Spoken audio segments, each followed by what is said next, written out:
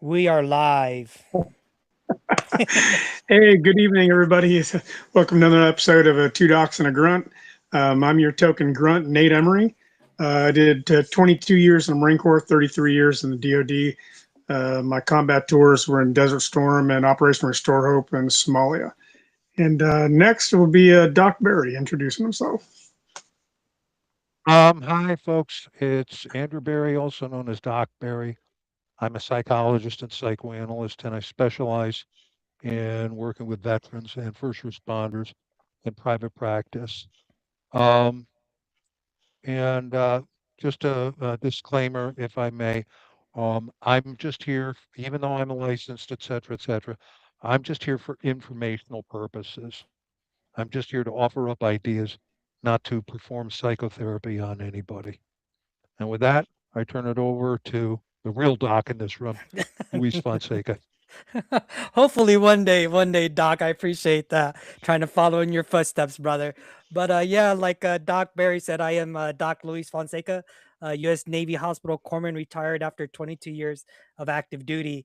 During my tenure in the Navy, I was involved in the Battle of Al Nazaria, which infamously was nicknamed Ambush Alley. Due to my actions on that day, on March 23rd of 2003, I was awarded the Navy Cross. And with that being said, it is truly my pleasure, my honor to welcome our guest tonight, William Big Sarge Hansen. He is a former United States Marine Corps and Army infantry. So he did both Marines and the Army. He Yes, spent sir. 22 years in the uniform, deployed 5 times across the Middle East. After leaving active duty, he went on to serve as a high school history teacher, dean of students, and coach for more than 20 sports teams, guiding athletes to 8 sectional championships. For the past 16 years, he has dedicated his work to helping service members, veterans, and civilians rebuild after war, injury, and life changing accidents.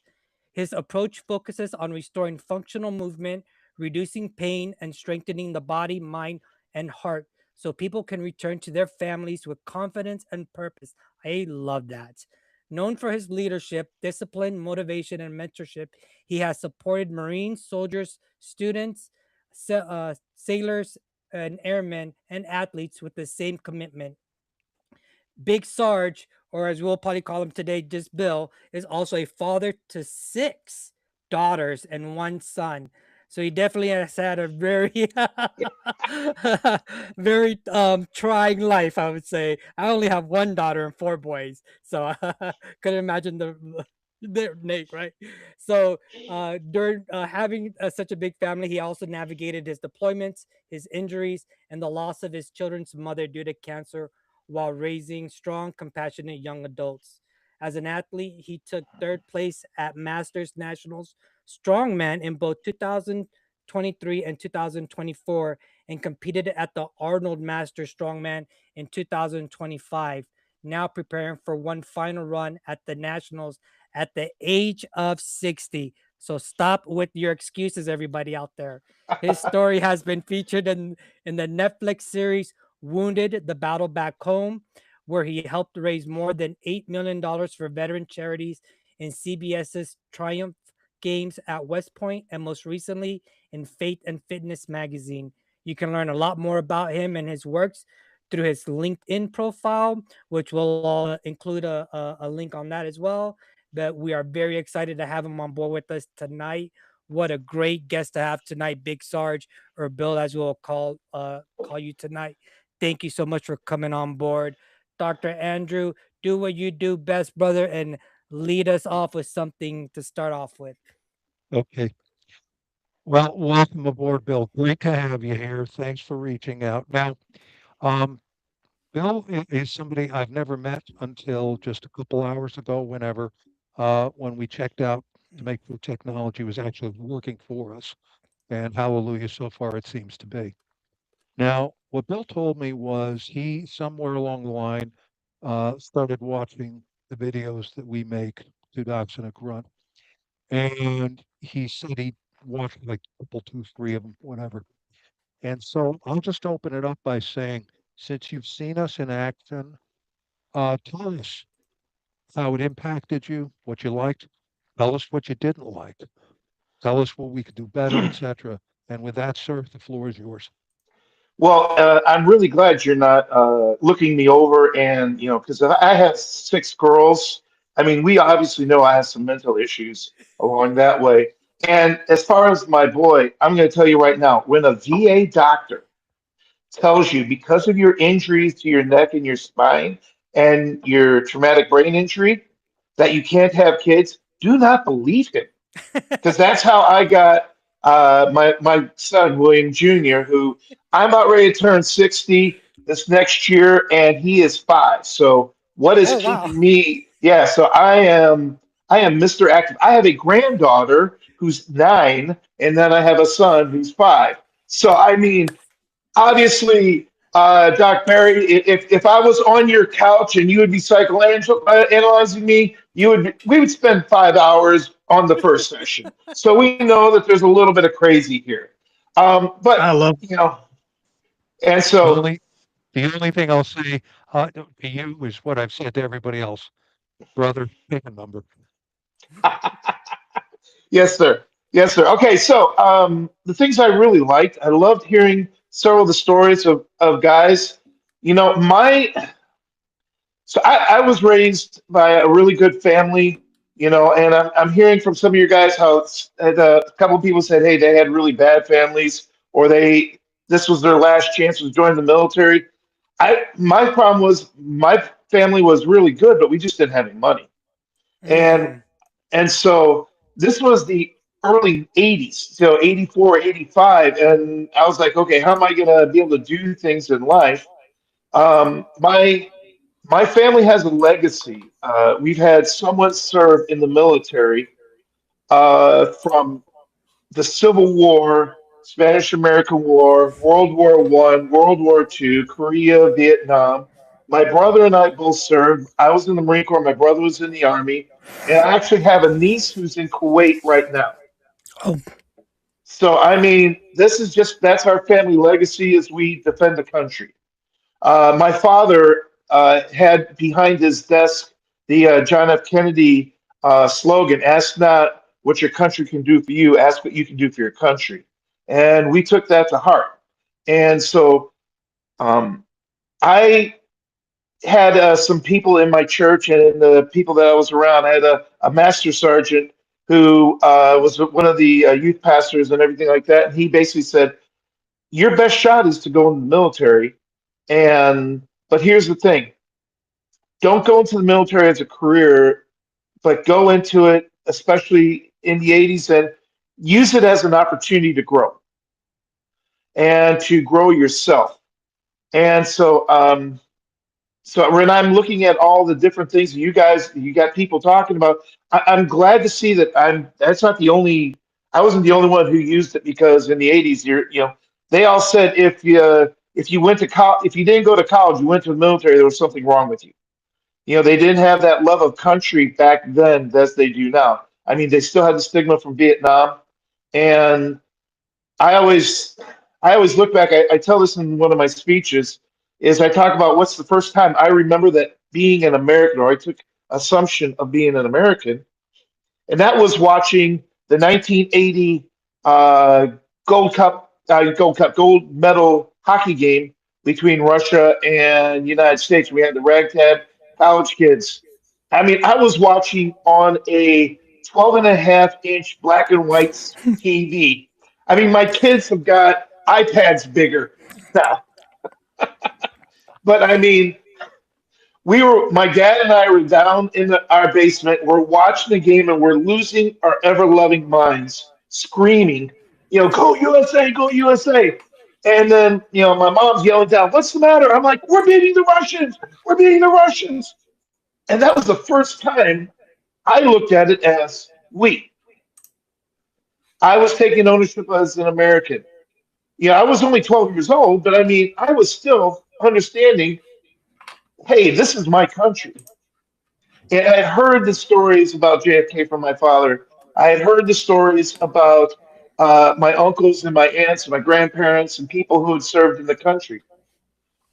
And so when we went out, and I'm sorry if I taken a long way, you kind of wound up the clock. I apologize. You wind up the clock. You just I'm just gonna let it fly. And so basically,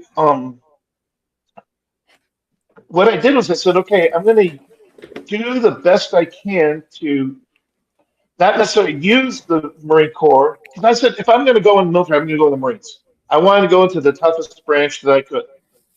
And I wanted to test myself and see if I had the mental, the physical, and the stamina to do that. Um, and so, I mean, if you guys remember, that's when we had Gunny Highway. That was the movies that was out there, And so I always wanted to say, okay, am I going to be that tough? Am I going to be that mentally tough? So I did a 4x4. I'm sorry, I'm drawing a blank on your name, my friend. Nate? Nick? Yeah. I don't know if you remember this, but we had you could go 4 years active and 4 years reserve. Right. And so that's what I did is I did 4 years active. Um, uh, and they said I did really well on the ASVAB. They basically said you can go and do whatever you want. And I was like, oh, I'm going to go infantry because that's where all the tough guys were. And I get a chance to shoot a weapon. I get a chance to blow stuff up. And so they moved me, and because I'm a bigger guy, I was a state champion for Illinois for small schools for heavyweight wrestler. Oh, And wow. so they put me in with O3. They said, hey, you're going to go in, and we're going to put you in heavy weapons. And I believe you, Nate, were at O351 as well, correct? Correct. Yep. Yeah. And so I went through boot camp, and I think I went to the first ever SOI, School of Infantry. Wow. Because I know that there's guys who were there who were talking about being an ITS, which was Infantry Training School. Yeah, right at the transition. Right. And so I was part of that, either the first one or the second one. And so they were calling it the fourth phase of boot camp. And so there was the first couple of weeks they felt like it. Yeah. Nope. But I was able to go to school. I did something called 18-month contract corporal. I was smart because I already had, during my senior year in high school, I'd already acquired over a semester worth of college credits. And so you would only be eligible to get that if you had a semester's worth. And you got to remember, this is back in 1985. Yeah, you're only the second person I've ever heard on the program, but I've heard of it. Yeah. And so, but that meant, and I was told by my recruiter, do not talk about it. Do not tell anybody because they will be out to get you. That's what happened to the other guy I know. Yeah. And so what I did was, I was raised in a Southern Baptist house, very, very strict conservative, going to church, doing all that sort of stuff. So when I went through, I was into Camp Pendleton. 3-1 was my first weapons company. Okay. And then I got married within a year and a half of being there. I did not do the stripper. That's what happens in the infantry. Yeah, but I married one of the girls from my church, the girl I had been dating. That is awesome. And so I brought her out. We were married, and so if you're a Lance Corporal, I got promoted up to Lance Corporal fast, and people thought, okay, so I was the honor guy in the 0351 part, and so people were just, I didn't say, hey, I got this contract corporal thing going on, and so I kept it quiet until I got pinned with corporal, and I don't know if they were still doing it when you were one, but I know they were still doing it. But I got the badges, into the chest and the arms and the punches and all that sort of stuff. Yeah, that was not fun. That was not fun, but it was worth it. Yeah. My idea was that while I was doing this, is I was in the S1, I was in the S3 shop nearly every few days, and some of the things that I was doing was looking for opportunities to get college classes. I was looking for opportunities to take Marine Corps classes. Go to once I got my corporal stripes. I was trying to get into sergeant school. I was trying to use my time so that I was using my time and not the Marine Corps was using me. Now, there was a lot of times where I would start some of these correspondence classes, and it would take me 5 months to do something that should have taken me 2 months because of being out in the field and everything that was going on. But by the time the year within a year and a half, I was had gained about an extra 3/4 of a semester college credits, and got a chance to go to sergeant school. Got a chance to do a whole bunch of fun things. So that's what it was. It was a great learning experience. I got to meet a bunch of guys. I got to see a bunch of things that I never thought I would see. I mean, like I said, I was a pretty sheltered young guy who went there. And uh, I went to the bar and got drinking about one time, and I came home to my wife, and she said, "No, that's never going to happen again." And I was like, "Yep, that will never happen again." You, you understand that when you're on a lance corporal salary, sometimes you have to stretch that here, and if you have a family, that's one of the fun things. I think that's all you can do with the Lance Corporal salary is stretch it. Oh yeah, that's all you can do. See, my goal was once I got through with my time in the Marine Corps, I wanted to go be a teacher and a coach like my father was, and so he did that for 20 years, 25 years, excuse me. He coached two different state championship teams. He was a state championship coach in Illinois. He was a state championship coach in Texas. So, I mean, I wanted to follow in his footsteps. To me, he was my hero. And so, I was using the Marine Corps as an opportunity to get through.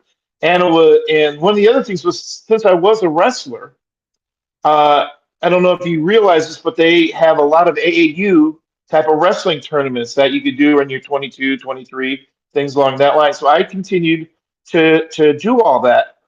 And I did combatives, or grappling in the Marine Corps. We would have a grappling class that we would do like twice a week. I would get involved, roll around on the mat. And that was just a fun time for me. Um, and then I actually got the opportunity. I caught the eye of Ben Peterson, who was the wrestling coach. The former Olympian, did the Peterson role, and he was the coach of a small NIA school in Wisconsin. And so near my end of my fourth year in the Marines, I was like, all right. He goes, hey, we can give you a partial scholarship if you're willing to go. I was thinking that my Montgomery GI Bill, I'd been saving some money. Great, I'll get a chance to go to college. I'll finish up my degree, and a chance to wrestle. So in April, excuse me, I got out of the Marine Corps, signed up in June. I was doing summer school, and in November got activated to Operation Desert Shield. So I was in the reserves in Chicago. So literally, I was out, then I was back in. Yeah, we had a couple guys like that. Same Yeah. thing. And so you get out and come back to the same unit. No, I was with my reserve unit. Oh, okay. And so I went with the reserve unit, and which was an interesting experiment. And so went well. I mean, I don't really talk much about the battles and stuff along that line because I fired my weapon more times than I wanted to, and you understand that. And one of we went in the day before the actual invasion. We were in as we were 0351, so we were tank killers. So we were And setting up.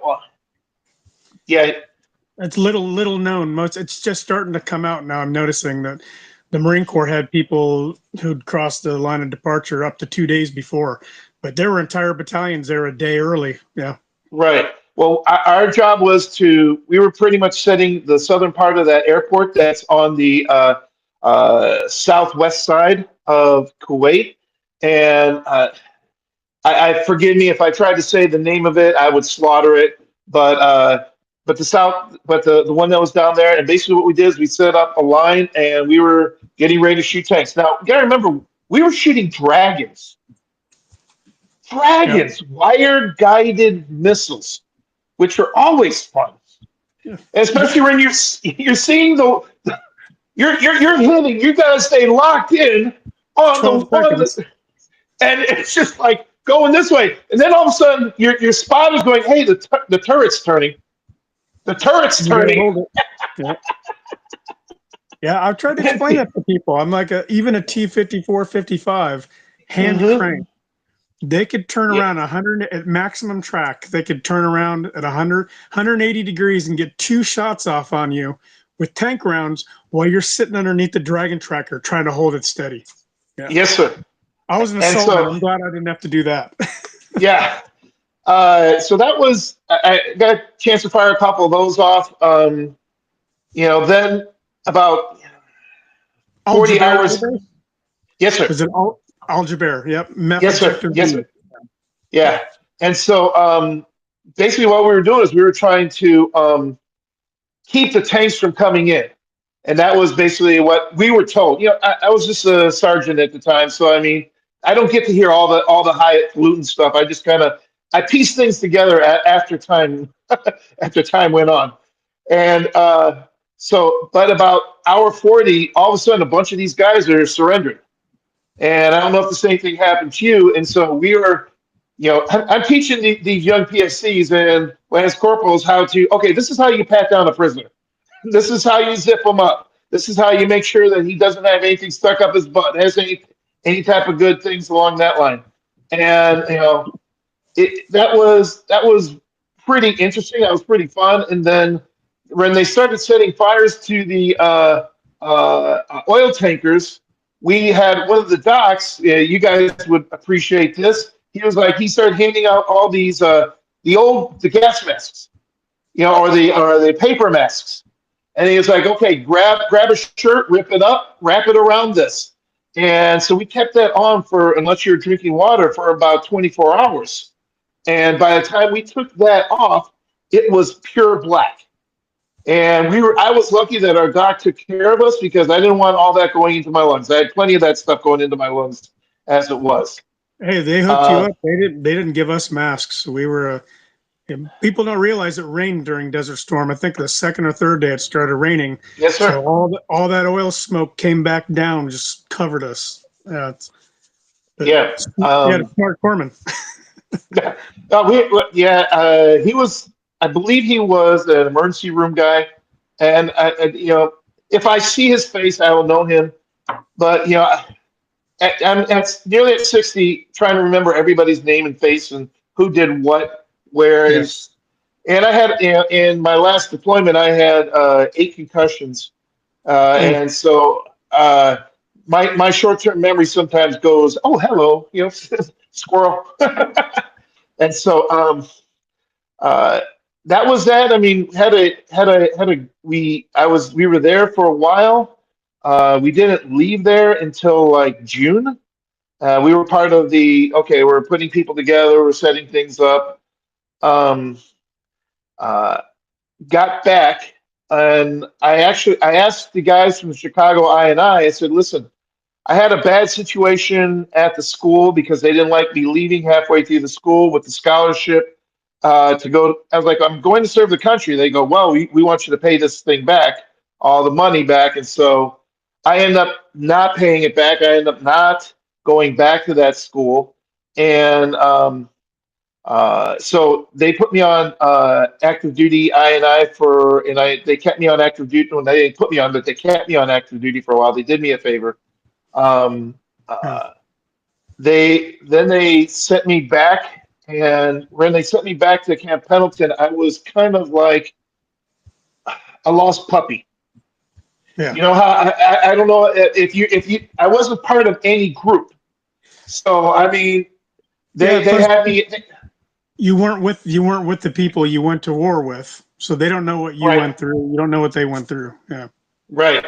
And so basically, what happened was they had me in the supply for a while. Then they had me in S1 for a while. Then they had me in couple of different places. And then they were putting together 15th Mu because everything that was going on with Somalia and everything along that line, they pulled me into that. And basically, I was like helping in supply, and I was helping making sure people had ammo. I was doing ammunition. I was doing kind of pretty much everything. And so I'm trying to remember. Were You know how were you with one? Were you with 1-9 at that point, or who were you uh, with? I was with one You? nine, and I'm trying to remember. Uh, The reason why I ask is for people who are watching this. If you do searches on the internet about the Marines in Mogadishu, 1-9 was the unit that the Somalis started referring to as the Black Boots because the 1-9 went to Somalia and didn't have desert boots. They wore their black leather boots. yes, sir. Yes, sir. And everybody, those of us who came right after you guys, we all had desert boots. Right. I believe I was on the Rushmore. I'm trying to remember if that was because it was there for a little bit, and I swear I got sick every single day. That was my first time on a ship. That was my first time on a float. I got sick every single day. And we get over there, and I come over, and I'm there literally a week and a half, and I receive word that my father-in-law died. Oh. And then my wife, who was pregnant, she had come back to San Francisco to be with her family, and because her father passed away so suddenly, it totally stressed her out, and she, was 6 months pregnant, ended up going to Letterman to the hospital there on the Presidio, and we had a 2-year-old daughter at that time, so they Red Crossed me out. Oh wow! And Surprise. I think someone from one of the family members knew someone from a senator's office. I'll be honest, if they did, I don't know. I didn't ask for it, but I was willingly to take it. Yeah, If you understand what I'm saying. Well, yeah, it wasn't a fun place, so. Right, and so I was only there for a little bit. Came out, and when I came back, they had me pretty much Santa Mesa, which was that was, excuse me, San Bruno. I was at Santa Mesa for a little bit. Then I was at San Bruno. Their I&I staff there, and that's where they had me on active duty until my time came out. Then I went to the reserves, finished up my last couple of years in the reserves. I got lucky. I like to say that I got lucky in that last portion of my Marine Corps time, and then I went to be a school teacher. And I had finished while I was in the reserves my first year as I finished up my degree. Got a degree in education and history, teaching history, got California certified, and I started coaching football and wrestling and track. And so, I was at a small school in the East Bay, and we just simply, I got a chance to do a lot of cool things. And coached several, a lot of teams. Coached, got to the state championship on one team, my wrestling team, but we didn't win it. But took several sectionals in football, took several sectionals in wrestling because I used the stuff that I learned in the Marine Corps. We're going to adapt the shit out of everything. We're going to overcome. And I told the guys, listen, I'm going to treat you like I would treat Marines. I'm going to have you in the best shape you possibly can be. We're going to do simple, dimple stuff. but you're going to be in so much better shape than everyone else. You're going to be able to beat them because Yeah.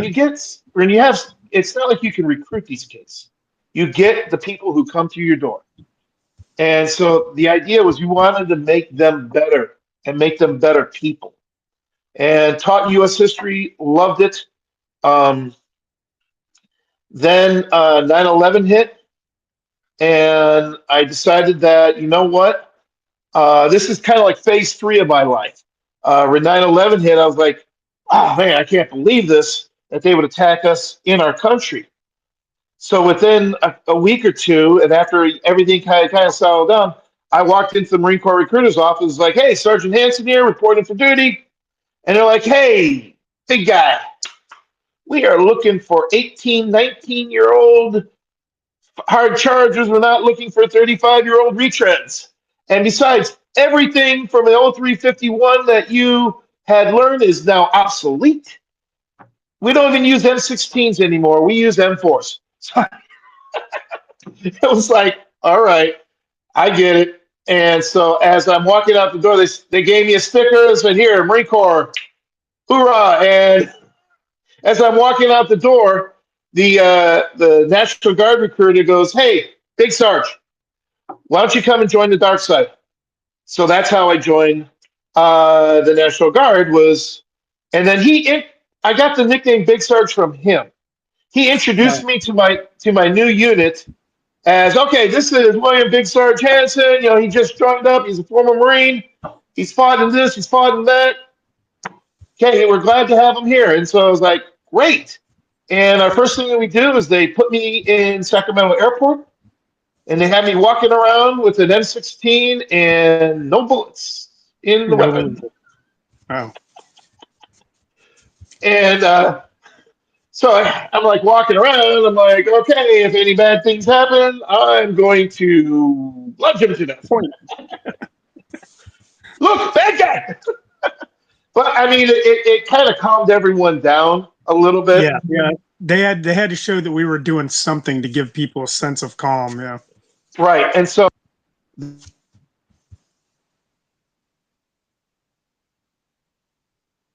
sorry about that. Did I lose you? You're back up. You're back up and running. We're good. Okay, cool. Sorry, someone called in the wrong time. All right. So what ended up happening was then after that got activated to go to. I was still teaching, and I'd gone from being a teacher to being the dean of students for the school, and so I was the guy who's the disciplinarian. I would be the guy who would talk to all the parents, and I'd say, hey, Joey is not showing up to school. What are we doing with that? How can we help you get his butt into school?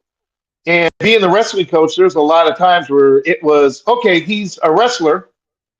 And so I'm the wrestling coach. Let's make him a wrestler. I will keep him in shape. I will keep him in school because he has to be eligible.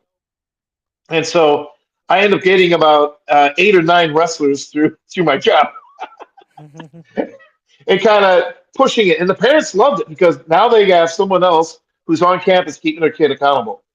And once the kid got a chance to go see a bunch of different, go to a couple of events, go to tournaments, I'd like to say I was smart. Maybe I was ambitious, but I had us going to tournaments all the way to Sacramento, all the way to Oakland, all over the place, because I wanted our kids to have the opportunity to wrestle against a lot of people. And you could wrestle in California up to 35 matches. And most league teams only had 8 matches. So you had to figure out how to expand that. And we had a couple of people who were parents who really believed in the principles and the program. And so they donated enough money so that we could go to all these places. And so that was fun. Did that, then went to Iraq, was at Cobb Spiker, was to Crete, Iraq, and basically all we did was convoy security. And so I was in the rear tail end Charlie, the vehicle, had the 5-ton truck, had all the extra gas, had all the extra ammo, had all the extra stuff that if someone broke down, we would have the jack. We would have anything that was needed to take care of our vehicles. And then we had a 50 cal, and if anyone ever attacked us from the rear, that's what we would use. That was a 9-month deployment. Came back home, and so my wife, first wife, that's when she first got cancer. And so when I was there, and when I came home, she was not really doing well. And so we had to take care of her. We took her down to UCLA for several different cancer treatments. And it ended up putting us into a little bit of debt. And at that time, they were giving out bonuses if you re-enlisted. Yeah. But if you re-enlisted, you were going to automatically go off to another deployment. And so I was lucky in that my mom was able to come up and help her out a little bit. And her mom was able to come from California. And we were just simply able to take care of her while I was gone. So I went to the deployment for the Peacekeeper mission in Egypt, which was honestly a piece of cake. If you ever got the opportunity, that would be the one place you want to go. No, we had to deal with IEDs, but I mean, by the time you go through a deployment in Iraq, it's second nature.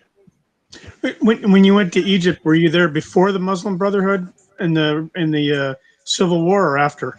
Right before, and so they were actually starting to pop off, and that was one of the things that we were looking for before.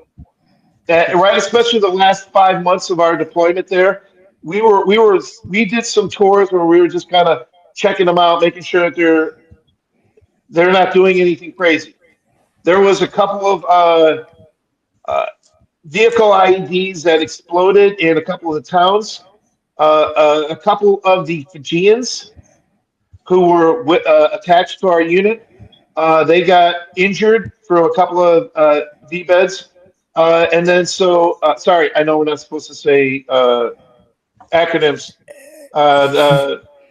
Vehicle IEDs, improvised explosive devices.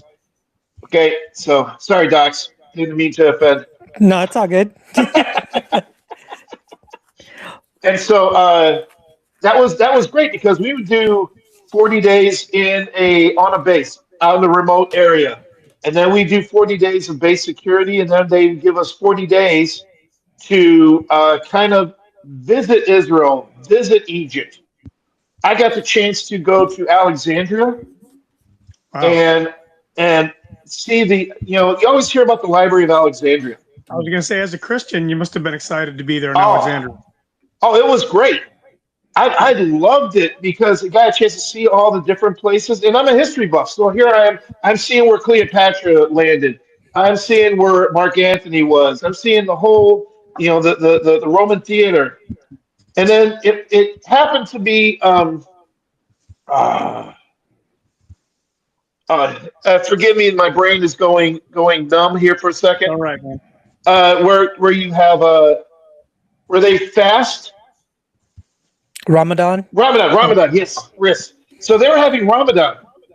So here I am walking down the middle of the street by myself wearing a United States Marine Corps t-shirt. And by myself. 6'2", 280-pound guy walking down the middle of the street, and people are chanting, they're doing all this stuff, but they're looking at me like I'm insane. That probably was. Drawing a little bit of attention, yeah. I wasn't trying to. That was the only clean t-shirt. I mean, it was the only clean t-shirt. I had used the other one to work out in, Sorry. But I drew a little bit too much of attention. But I mean, no one really followed me. No one really did anything. I got yelled at. And I don't know enough Farsi to know all the bad words yet. And so finished that tour up. We got a chance to go visit Israel. Got a chance to go to Eilat. Got a chance to go to Tel Aviv. Got a chance to climb Masada. I don't know if you ever, yeah. And so I did it the way that they have their Israeli soldiers do it, and that's climb up the hill, not take the tram up. Yeah. And yeah. So you took the hill. I took the hill. I was, yeah, there was about three of us there, and two of them took the tram. I took the hill, and I was like, I cannot not do it and look weak in front of these guys. You understand the problem? Yeah. You push yourself or you'll die, right? Exactly. Right. When you went Yes, up that hill, did you take the? Most people don't realize the hill, but did you take the one that they filled in order to get to Masada? That big ramp they yes, built? sir. That big ramp. Yes, sir. Man, Well, I mean, it was. can you imagine fighting wars like that where you've got to construct a ramp up to the top of the mesa? Whew. Well, that was actually one of the TV series. I don't know if you remember back in the early '80s. They used to have miniseries on like CBS and NBC, and they had a series on Masada. And I remember, So I didn't see it. yeah, I remember watching that as a teenager and saying, if I ever get to Israel, I want to see this. Because what happened was the Romans actually, and I'm sorry if I'm, like I said, you wound me up. I apologize. The You got 2 Romans hours, actually, man. yeah, the Romans actually, what they did was they used Jewish slaves to build the ramp because the people who were defending uh, Masada, they were killing all the Romans who were building the ramp. So the Romans got smart and they used Israelis or Hebrews and so they wouldn't kill their own people.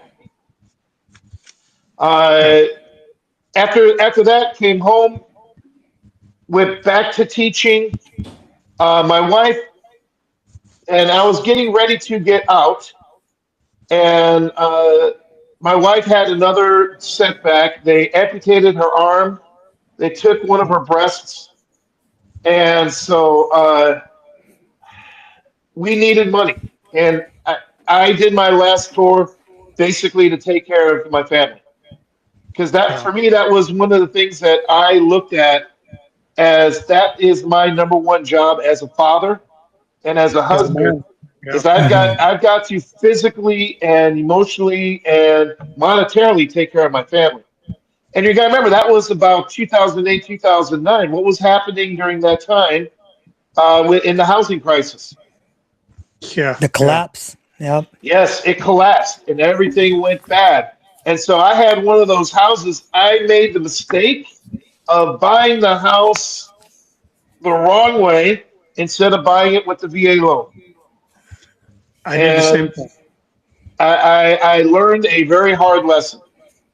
And we were about ready to lose the house, and that was the year that Bush doubled the housing allowance.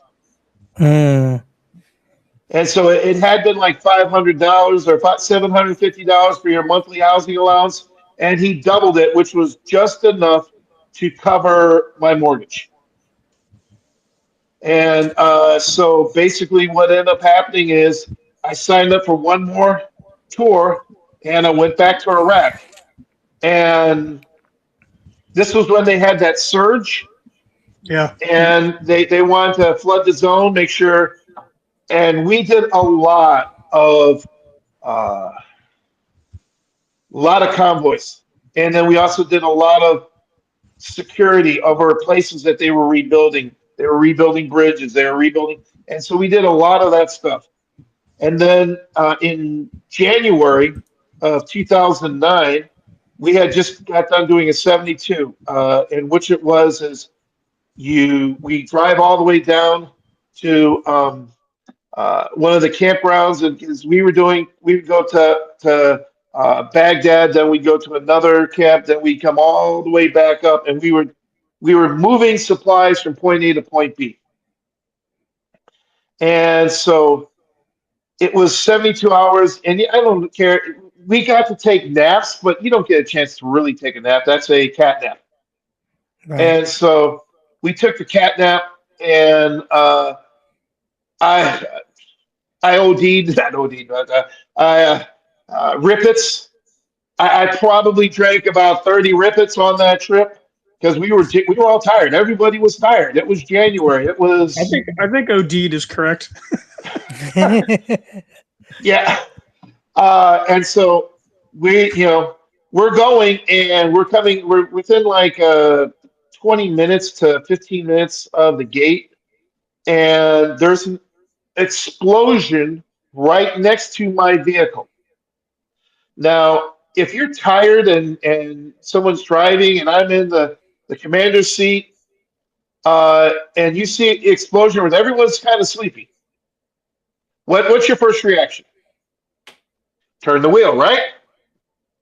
And so my driver turned the wheel, and we're going about 60 miles an hour.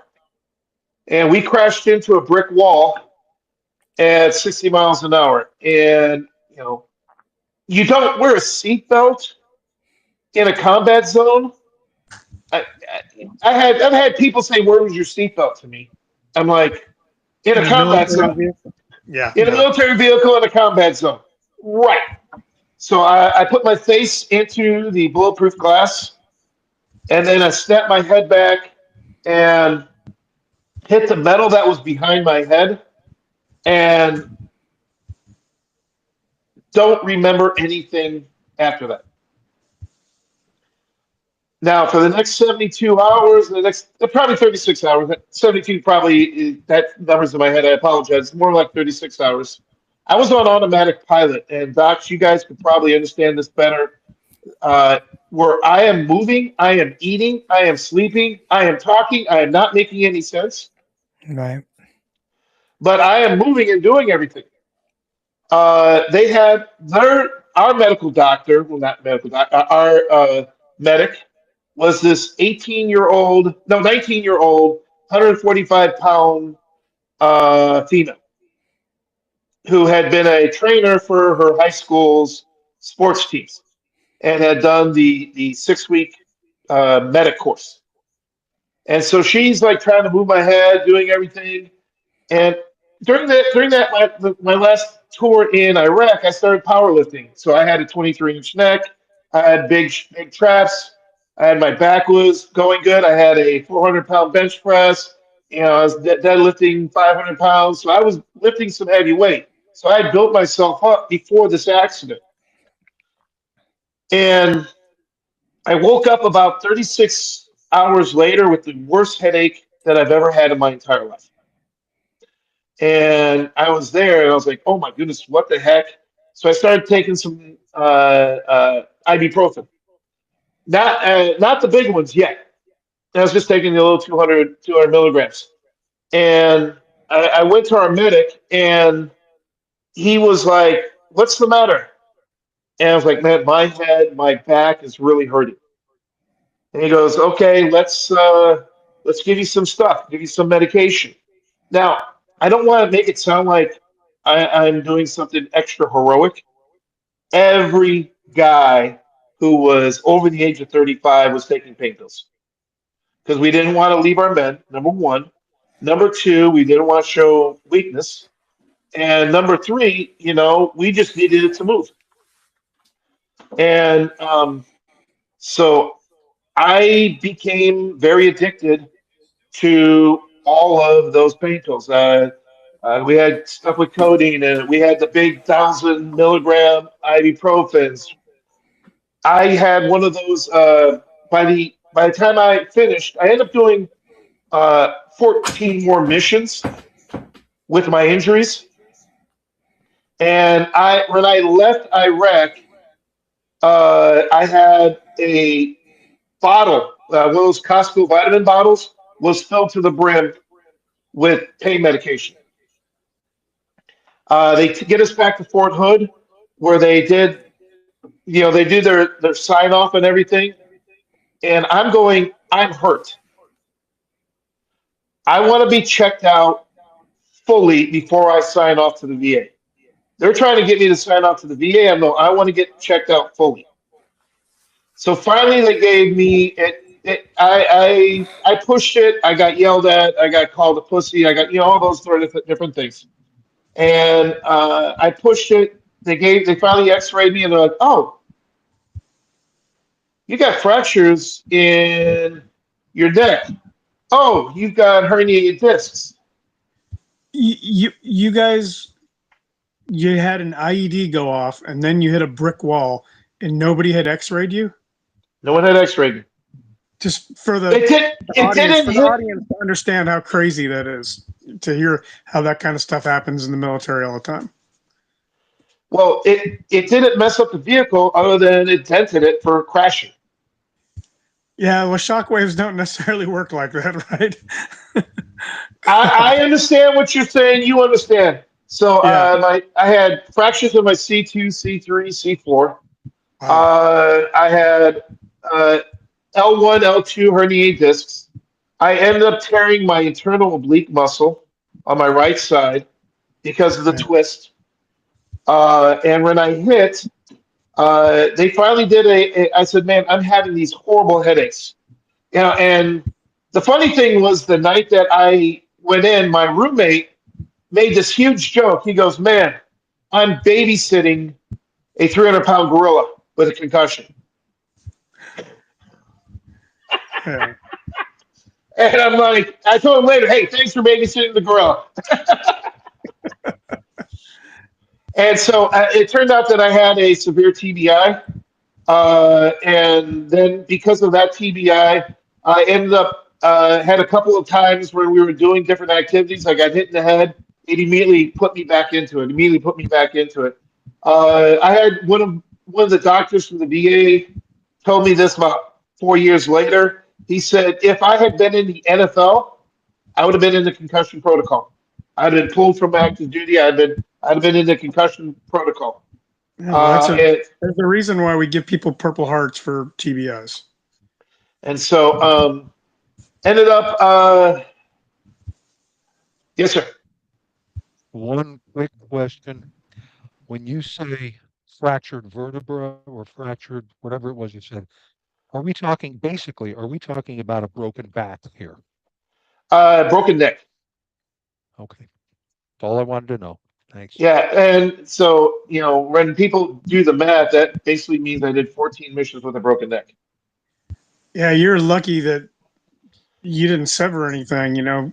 I can't imagine, because while you were out on patrols and stuff, people don't realize picking up your gear. You're 100+ pounds of gear, throwing it on, moving your neck like that. You just, man, that was a blessing that you didn't further fracture it and end up paralyzed, man. Well, the doctors told me at Fort Hood, they said, you lifting as heavy as you did saved your life. Because I had a 23-inch neck. I've got a 24 now because I've been doing strongman and stuff like that. But, I mean, I had built it up, and I built the muscles in my back, and that basically what saved my life. And we're going down the line now, what I do with my clients, when I train clients, guys who are former military and also civilians who got injuries and things along that line, one of the things I tell them is, listen, no matter what, I'm going to build up your neck. I'm going to build up your traps. And even if you don't necessarily want it, because what happened to me, had an accident, and it saved my life. And I don't want anything bad like that to happen to you. So it took a minute. They finally sent me to from Fort Hood. They sent me to Fort Lewis up in Washington. I was there for 6 months doing some rehab. Then they sent me home, sent me to the VA. Because they were only doing, at that time, 6-month wounded warrior transplant type of grouping, things along that line.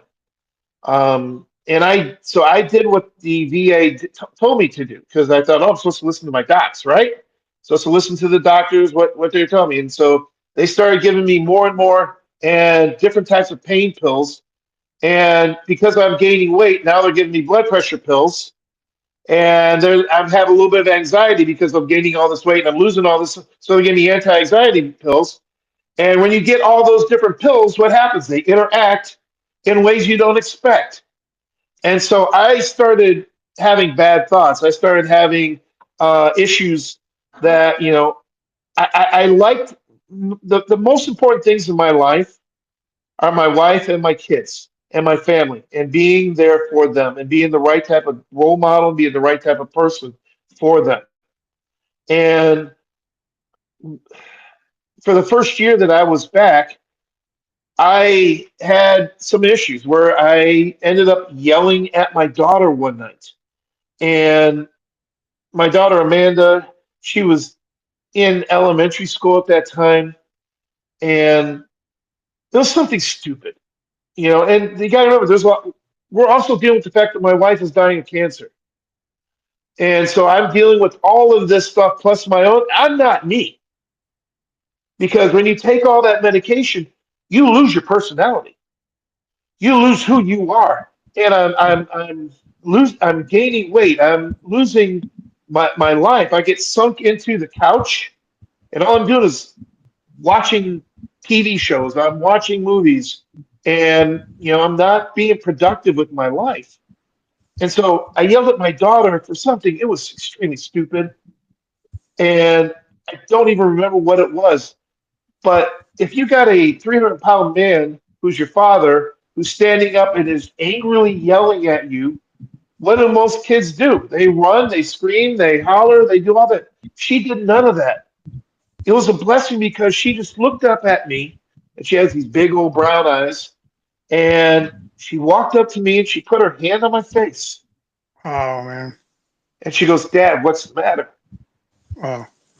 You haven't been you since you came home."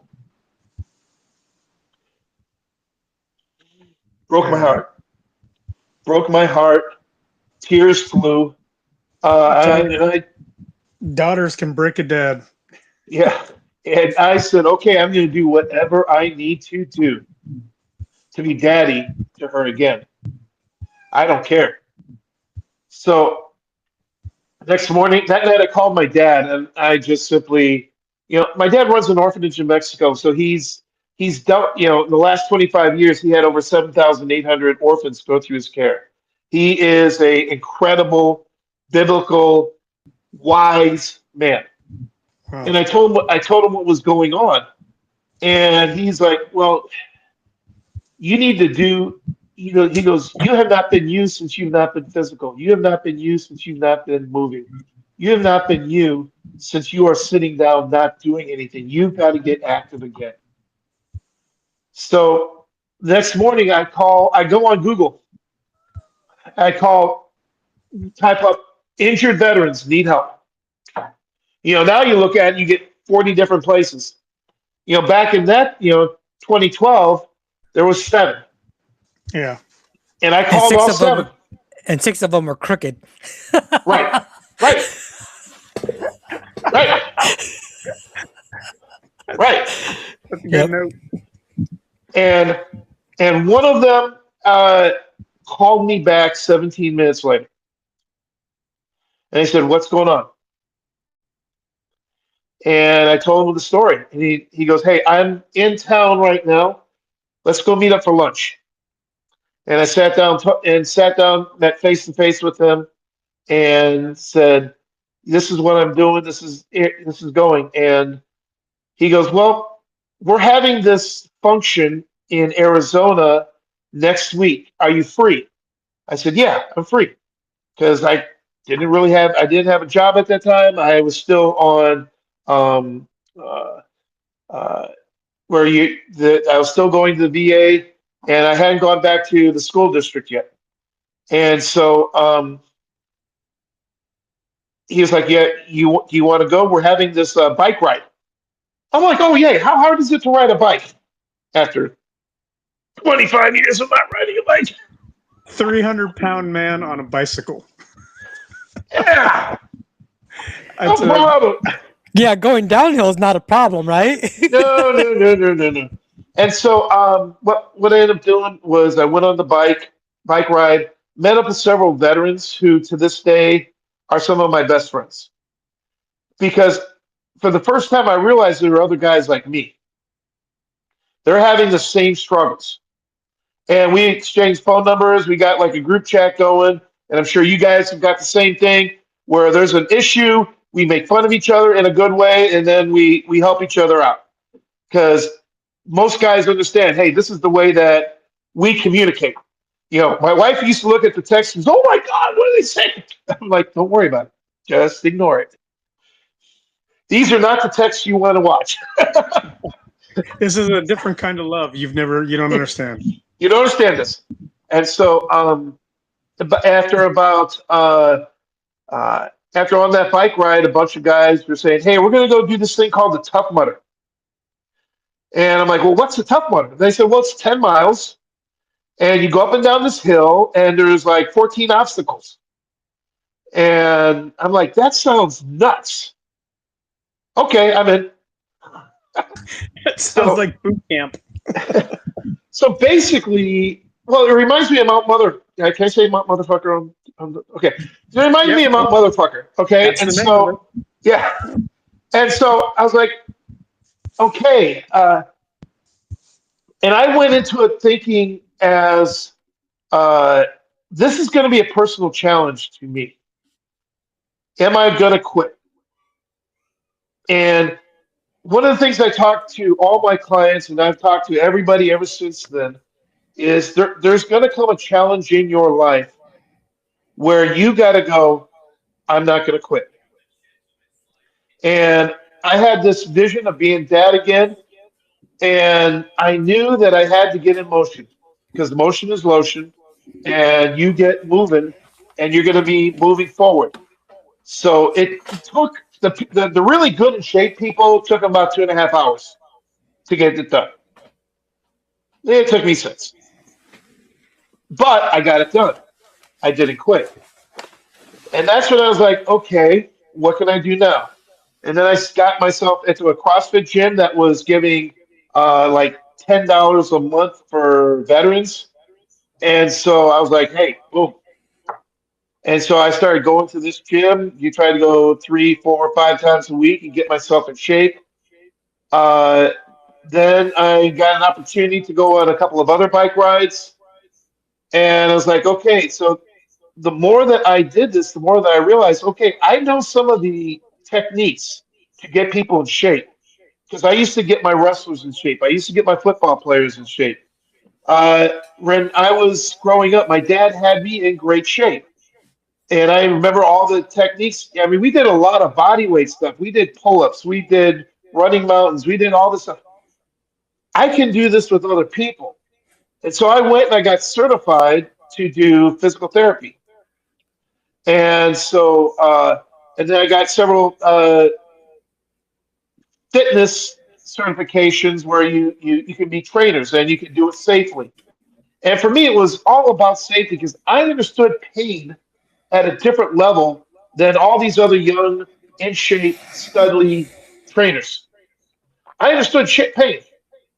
And so what I would do is I'd start talking to people and they said, oh, this hurts. I go, how does it hurt? Does it feel like you got a knife driving into your thigh? No. Oh, it's just sore. Work through that. Yeah. You know? Is it an injury or is it pain? Right, exactly. And that was one of the things we learned that in the Marine Corps. Okay, is it an injury or is it pain? And so that was part of what, and then talking to different vets, a lot of times they wouldn't talk about the things that are going on in their brain because most of us are not the type of guy that's going to pull up a metal chair and open up. You know how they would have at the VA these circles? Hey, let's open up about life and how you think everything sucks or how angry you are. You know, that's just not going to be our cup of tea. That's not going to be our jam. However, you start getting a bench press or doing chest flies or doing some air squats or you're doing some lunges, then they're like, oh, hey, I had a fight with the old lady. Or, hey, oh, man, I think this is going on. Or I'm having a problem with finances. I don't know what to do here. You know, and I had taken, finances by the Marine Corps. You know, rule number 1 was don't marry a stripper. The rule number two is don't get a car on your first weekend leave. And so I would talk to them about the David Ramsey type of how you deal with your money, and then we would talk about different things because once they began to trust me with the physical, then they start trusting me a little bit of the spiritual and the emotional, and that was my in to help people. Was hey, let's get them working on things in their life. Now, one of the things my dad had always told me was he thought I was a better coach than he was because I was always working on everything with these kids. I wanted them to develop, I wanted them to be better. And he thought I was better at it than he was, which I disagree, but he gave me a compliment. Um, but the one thing he says is the more that you help people, the more you help yourself. And I got the opportunity to be an example for other people. And so they did the video, Wounded Warrior Project did the video on me and some other people. And they did the video of the Wounded the Battle Back Home series, where I was helping guys and girls get themselves back physically and emotionally in shape. I would take them outside and we did outdoor workouts because we wanted to get in the sun. We wanted to get the vitamin D. And there's something about, especially Marines and Army, doing things outside seems more natural than locked into a gym. And so I started training people that way to, and Wounded Warrior Project and Disabled Veterans of America and Team Semper Fi, all those groups, they would start sending me people, and they're like, hey, if you're going to take care of this guy, here's a little bit of a stipend. If you're going to take care of this guy, there'd be a little bit of a stipend here. And so I never went back into education. I moved and pivoted into helping others. And yes, I have the degree in education. Yes, I have the degree with communication. I have all that sort of stuff. But that's not where God was putting the emphasis on my heart, was to help other guys like me. Yeah, God gave you a degree in helping people. Right. And so I decided that, hey, let's try and see what else is out there to do. And so after we did the video, I started going into CrossFit competitions. Now, I'm not the best pull-up guy anymore, but I can still do them. I can't do muscle-ups. And doing upside-down push-ups scares the heck out of me because I don't want to do anything to hurt my neck. But, doing cleans, doing snatches, doing deadlifts, doing squats, doing front squats, I loved all that stuff. So I started doing some CrossFit competitions. And then got the opportunity from a different group who had seen the video. They're like, hey, we're going to go do a bike ride in Lake Tahoe. Close the door, Phoenix. Yeah, Phoenix. Yeah, you're messing up. So, I thought I was on mute, everyone. That was awesome. That was awesome. Hey, I got to be able to give you a little bit of crap, all right? That's how we treat the doc. So back to the good conversation. I got the opportunity to this group wanted us to go do a century bike ride in Lake Tahoe, up and down the mountains, which is 100 miles. So, but there was a group of 14 of us that were going to do it, and I was going to be the head trainer for the situation. And so, but here's the deal: 2 of them were going to be handcarts. So we learned, every single guy who was there, I said, okay, we all got to learn a couple of things. Number 1, we got to get our legs super strong. Number 2, we're going to have to learn balance on the bike so that we could push, because we are going to have to push these 2 guys up and down these hills. And so we did a 6-month train up, and then we did the Tahoe Century bike ride, which was just phenomenal. It got us all in great. I mean, I was all the way down to 260. Because we were doing so much cardio, so much strength, so much everything. Then got the CDS called me and they said, hey, we want you to go do the Triumph case. which was they sent us to West Point. And I learned a long time ago, if God opens the door for you, you walk until it slams into your face. Amen, brother. Because there's a reason for it. So I walked into this, okay, cool. Got to be on CBS.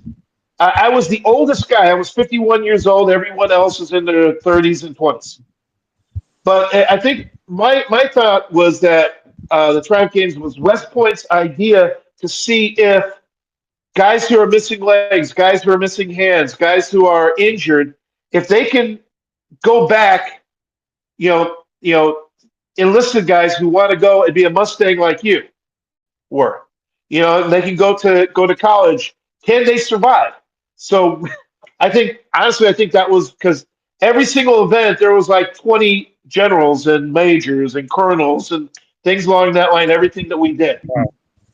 And so I was like, man, we are on a little bit of display here. Yeah.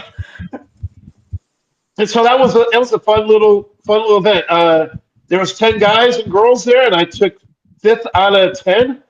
And there was a couple of events that my TBI really screwed me up.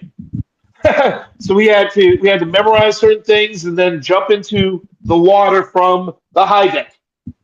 And then we had to rearrange things on the bottom of the water. And it was like, I did the best I could.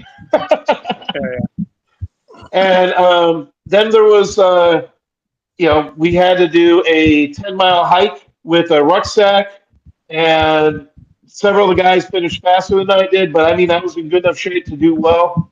We had a lot of obstacle courses. The hardest one for me was we did a zip line without a harness over the Hudson River. Man, 100 feet above the air, 100 feet above the ground. And I am freaking out scared of heights. And with my neck and my injuries, it took every single bit of, okay, let me grab your balls before you grab the bar. And I honestly, I was like the second to last guy to go. So I got an opportunity to watch everybody in front of me.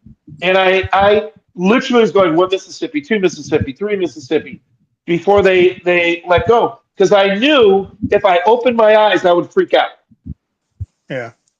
So I stepped off, holding on, and I'm counting in my head 1 Mississippi, 2 Mississippi. However, the Mississippis came a little bit faster when you're flying down that. Yes, that and throwing hand grenades. Yeah. Oh yeah. So I mean, it was a great experience. I loved it. I got a chance to. Then after that, I got invited to do my first strongman competition, and to the America's Strongest Veteran, and so did that.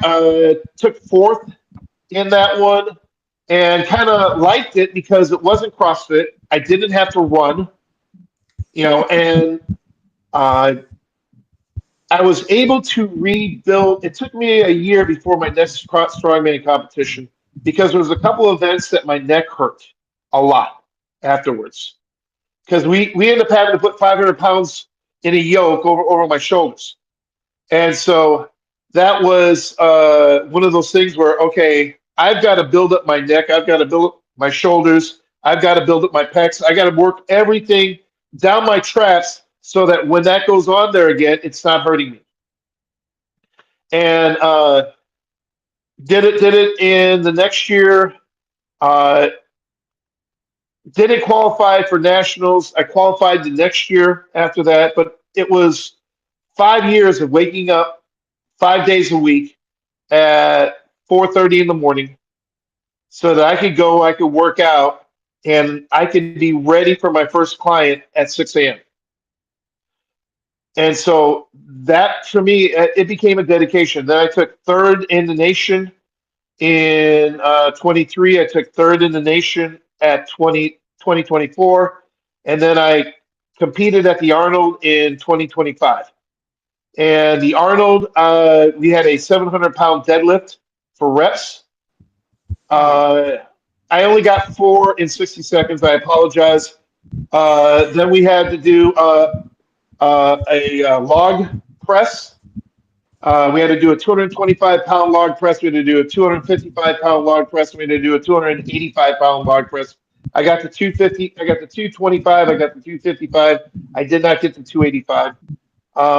Then we had a sandbag carry, and that was a 225-pound sandbag. We had to take it and we had to drop it over the yoke. Then we had to go back. We had to go get a 270-pound go over. So it was good. I mean, there was 10 of the strongest guys over the age of 50 in the world who were amateurs.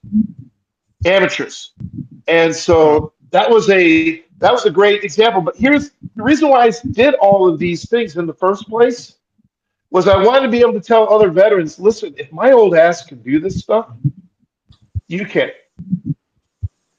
And I can't tell you how many guys who I've been able to encourage to do this and get their lives in stronger and get their hearts and be able to counsel them, be able to talk them through different things.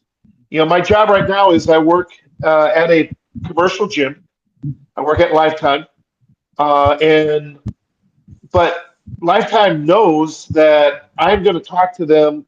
I'm going to prefer or have a preference if a normal civilian wants to work out with me, or if a veteran wants to work out with me, or a first responder, I'm going to pick them over the other guy.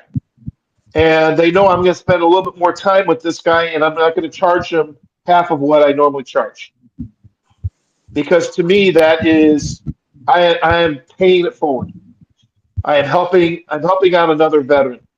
And I think that's what's missing in a lot, because I'm looking on some of these things on Facebook, and it's all about who can get what. And I don't like that. I want us to help each other. Like Doc and I were talking earlier, one of the things that my father taught me long ago, and it's a principle from Jesus, is you take care of your family first. You make sure that they are as good as they possibly can be. You can't make decisions for them. You can give them advice, especially once they turn 18. Then after that, it's the community that everybody's kind of interwoven with. And I like to say that God has a plan that people who are blood relatives and people who are spiritual relatives and people who are community relatives, and we all mix in together to help each other out. And when we're thinking about that sort of stuff and we're taking care of that, that's 95 to 97% of our capacity. I'm sorry, I'm not a millionaire. I'm not going to be able to care what's happening in the White House. Whether you're for something that Trump's doing or you're against something that Trump's doing, I can't do anything about it. And so why stress about that? I can vote for my congressman. That's about all I can do. I can write it and say, hey, I wish you wouldn't do this or do that. But that's all I can do. I'm not going to waste time, waste energy on stuff that I can't handle. And it's not in my purview. My purview is my family, my community. Those are the first two, Jerusalem and Judea. Once you take care of Jerusalem and Judea, then you look at the other side of the world. And right now we have the opposite going on in our country. Is too many people are looking at the rest of the world before they're looking at their Judea and their Jerusalem. And I'm sorry if I'm preachy. Sorry if I'm preachy on that, but I just think that's something that, as a veteran community, if we took the leadership on that, I think that's going to be so much better for this country. And one of the things that I'm sorry, I feel like I've been talking, and I apologize if you guys have anything you want to push in. Like I said, you wound me up, and so you wound up the top, and here we go. It's your story, brother. We're here enjoying it, so go on. One of the things that I'm doing, I've been able to start off this. I'm going to be doing my third one in December. It looks like is I have these weekend retreats.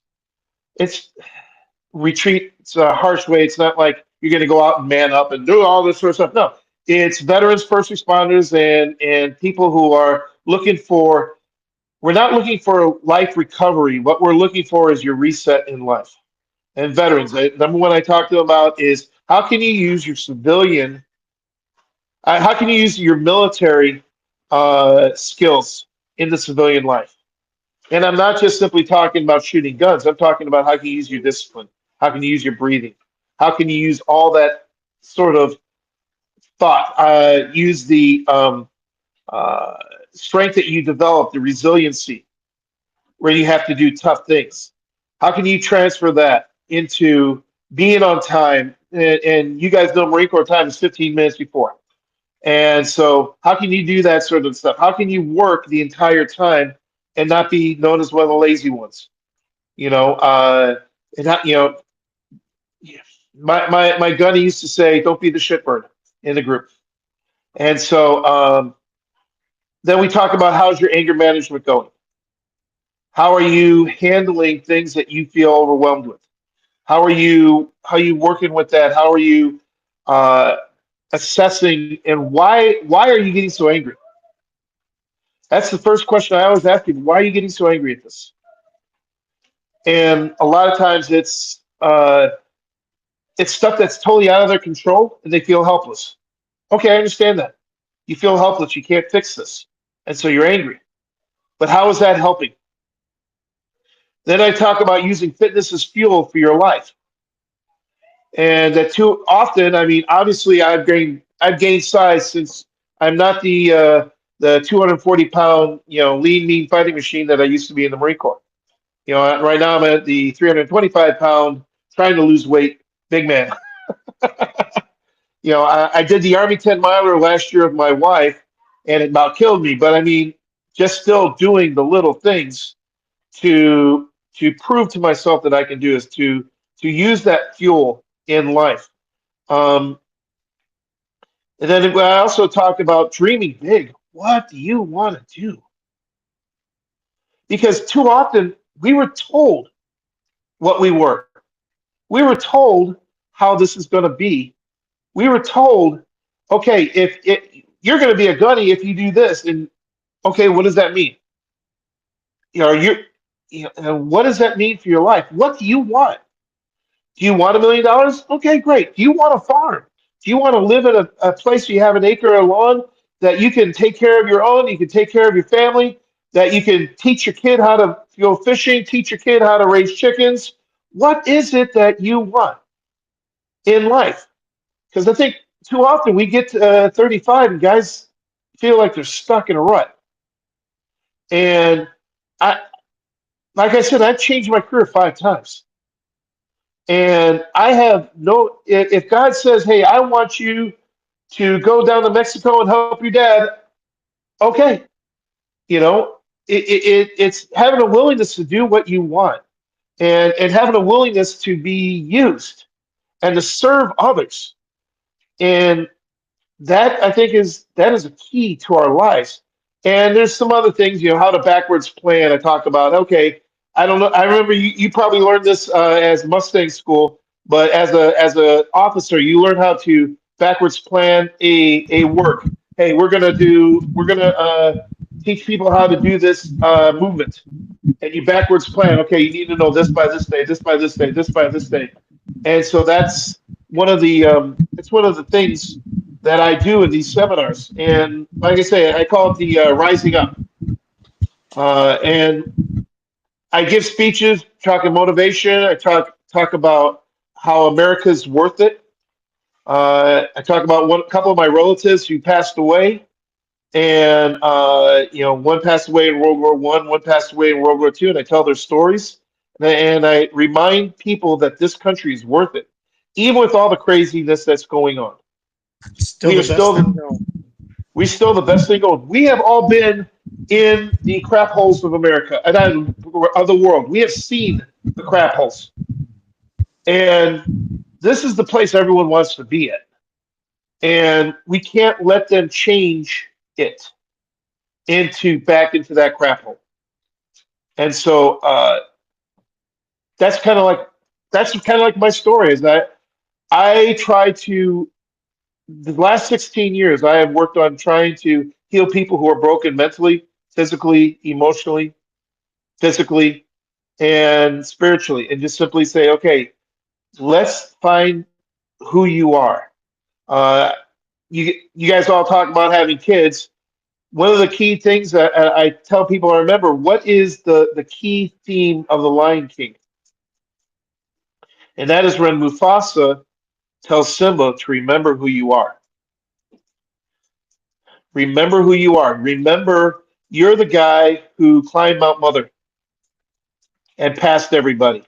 You are the guy who became an officer after serving and then served someone else and took care of people. You're the guy who fought for this country. You're the guy who you won the Navy Cross. You are the guy who did all these sort of great things. Doc, you help people all the time. You analyze them. You help them out. You set them up and at least try to set them on the right path. You know, I tell people, listen, I can't necessarily work with you or get you right everything right, but my goal is to get you a step closer to the light that is your path. And if the more that we do that sort of thing, the better off we are going to be as a country, the better off we are going to be as a community.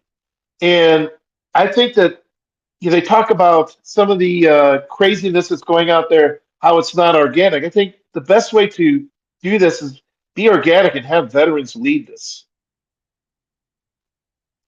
You got any questions for me? I'm sorry. Like I said, I went talking and talking and talking. You wound up the bear.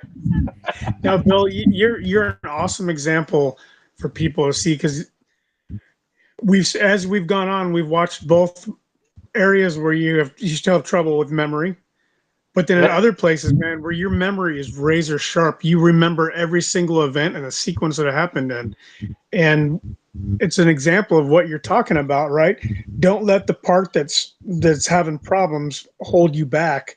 Take the stuff that's good and work that out and make that work, and do more with that. And you're showing that. You didn't, a lot of people, myself included, probably, with a TBI issue like that, I could see where it'd be easy for us to sit back and let that be what defines me, and to just be like, oh, woe is me, I can't do shit, and here you are showing people, look at all the stuff you still can do. You can still do these other things, I think that's awesome. And then you're out there doing that and showing people how to do it, man. That's just, it's awesome. Well, I was raised by a great man who talked about service, talked about helping people.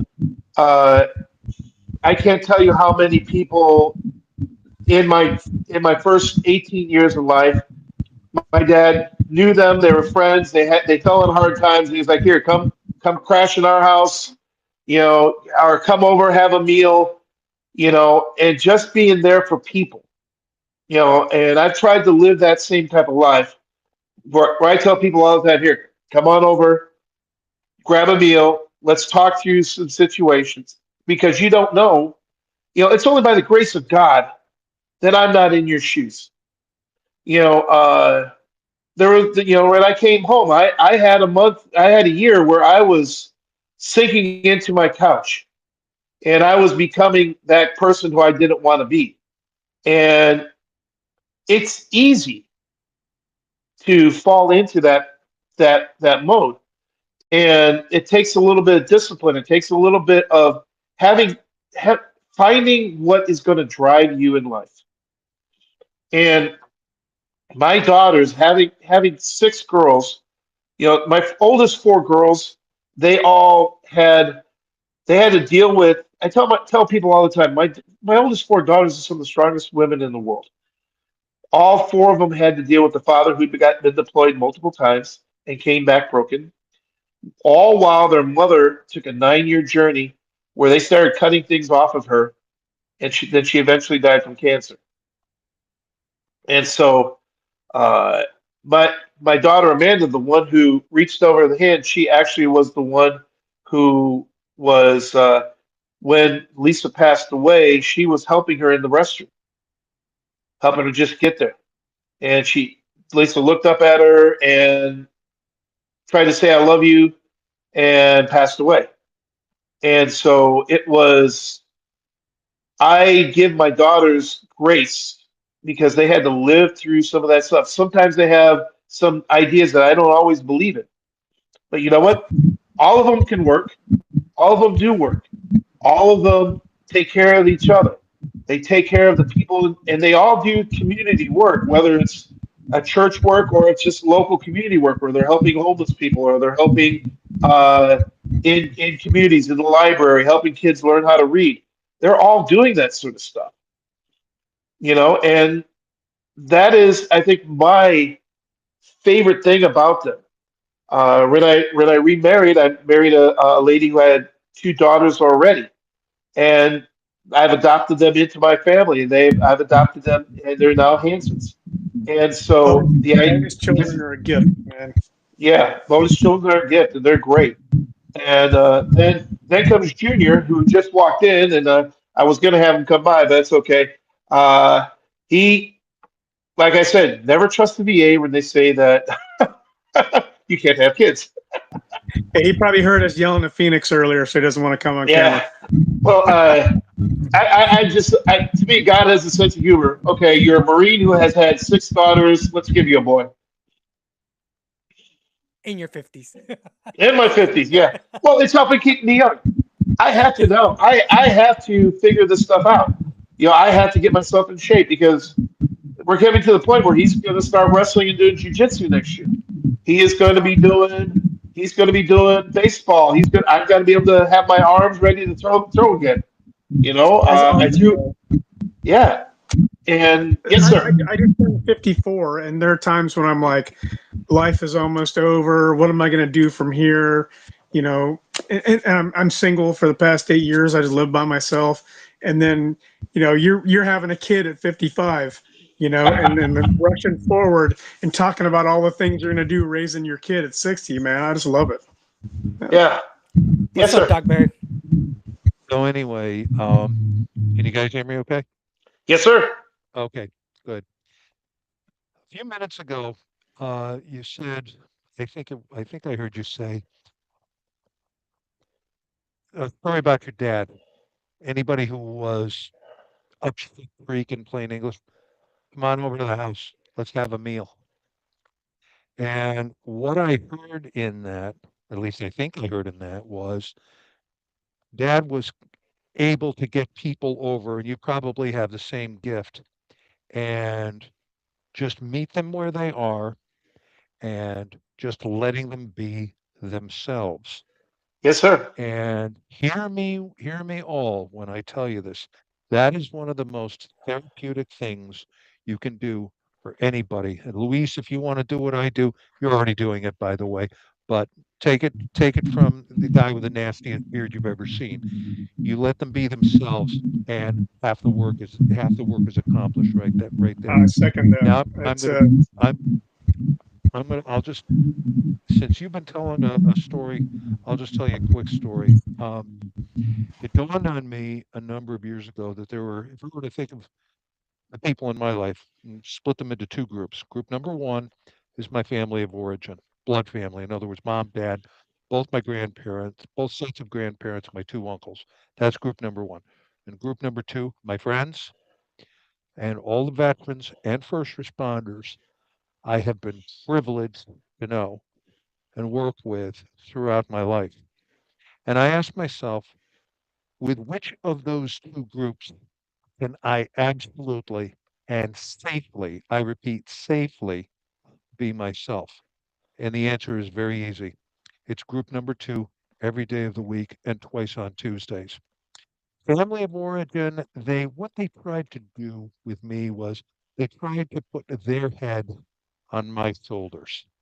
Nothing was ever good enough until the last year or so of their lives. My parents told me that they had no problem telling me that psychology just was not quite the right career for me. Also, I was told by the grandparents I remember, maternal grandparents, that I'd never amount to anything. And I was a late bloomer, a late developer. Okay. That's not therapeutic. from my blood family. I don't know what everybody else went through. That was not helpful. That was not therapeutic. It filled me with a lot of rage, to be honest with you. But group number two, on the other hand, thank God I, as they say, wandered the desert for 40 years before I finally found my people. And by the way, I had a very high-handed question from one of my colleagues a while back who said to me, and I quote, Dr. Berry, how did you come to choose veterans and first responders as your patient population? And I said to them, you didn't choose them. They chose me. Yep. Do with that what you will. Well, like I mentioned, I'm sorry for cutting in. I love that story. I love being able to. That is very similar. The groups that don't have the judgment are usually are the veterans and the first responders because you know what? We've all done the stupid things. And I can say, listen, guys, I made my mistakes. I am trying to be a better person. You look at the preamble, uh, a more perfect union, where he talks about being a more perfect union. I'm trying to be a more perfect man. And that's never going to happen. I'm going to make my mistakes. But like I was mentioning before, people will talk to you if you show that you care. And then give them something that's going to help them out, and you're not looking for anything. I'm not looking. You know, I was told the other day that if you did motivational speaking, you could get $10,000 this. You can go all the way around the world talk like I'm not really interested in that. I'd much rather talk to the VFW down the road and help a couple of vets here, and maybe get $100 in a meal. And because I know God is going to supply all my needs. A couple of those, $100,000 or $10,000 gigs would be great because then I could pay off a car or two. But when you have daughters, you have six daughters, you have about four cars. But I mean, that. But the thing is, the more that you can help others, and the more you actually listen, that and just simply, okay, I'm not judging you. I've made mistakes too, but let's get you to the next play. Let's get you to the next phase of your life. Like I said, I've had 5 phases. I am more than willing to do 6 if I'm screwing this thing up. You know what? One part of your story there, Bill, that you were talking about that really resonated with me was were talking about how you started seeing yourself going down this path that you didn't want to be, right? Doc Barry has shared on this podcast a story before about, and correct me if I'm wrong, Doc Barry, but if I remember correctly, he had a Vietnam veteran as a patient, or it was in like the max prison system, and he looked at this patient, client, prisoner. Let's call this person a person, though, right? He looked at this other human being and asked them something along the lines like, "What do you miss the most?" Or something like that. You asked him, right, Doc Barry, expecting a totally different answer, right? Like, "Oh, I miss living here," or "I miss." Yeah, what was the? Uh, How'd you ask him, Doc? okay, I'll tell the story as quick as I can. I started my career as a diagnostician in a state-run supermax out in Kansas, and it was my job to read a guy's rap sheet, interview him for maybe an hour, get psychometric testing, type up a report, and suggest programs and send them on their way. That has nothing really to do with mental health and everything to do with classification. And so the question that I came up with for my combat veterans, all of them, is who do you miss? Who do you miss the That's what it most? was. Yeah. Who do you miss the most? And 99 times out of 100, they're going to tell me about their brother or, God forbid, their sister who was killed right next to them, and they watched it all happen on a battlefield. And I learned about the pink mist from a few of them. And for those who are listening to this now or down the road, if you don't know what the pink mist is, it's what happens when blood vaporizes under gunfire.